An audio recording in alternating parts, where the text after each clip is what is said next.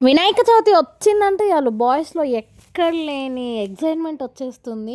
ఉత్తి టైంలో పూజలు చేయండి, దీపం పెట్టండి అంటే మోస్ట్ ఆఫ్ ద పీపుల్ పెట్టరు. బట్ అలాంటిది వినాయక చవితి వచ్చిందంటే ఇంకా 9 డేస్, 13 డేస్ కంటిన్యూగా అక్కడనే ఉంటారు.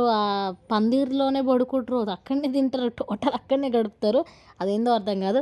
హైలైట్ ఏంటంటే వాళ్ళు ఈ పక్క గల్లీలో పెద్దగా ఉందంటే వాళ్ళకంటే మనం కొంచెం పెద్దది పెట్టాలి అని పోటీలకు పోయి పెద్ద పెద్దవి తీసుకొస్తూ ఉంటారు. సో, ఎనీవే అలాగే వినాయక చవితి వచ్చేసింది కాబట్టి, మా మరిది వాళ్ళు గూడా వినాయకుడిని తీసుకొని వచ్చేసిర్రు. చిన్న పిల్లలే బట్ హ్యాపీగా తీసుకొనొచ్చి, హ్యాపీగా సాగనంపుతారు ప్రతిసారి. సో, తీసుకొచ్చిన టైంలో మంచిగా వెల్కమ్ చెప్పిర్రనమాట వినాయకుడికి.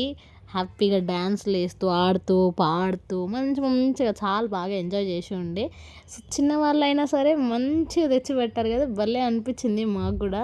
సో, అందరికీ అడ్వాన్స్‌గా హ్యాపీ వినాయక చవితి. నెక్స్ట్ వీడియోలో కలుద్దాం. By guys.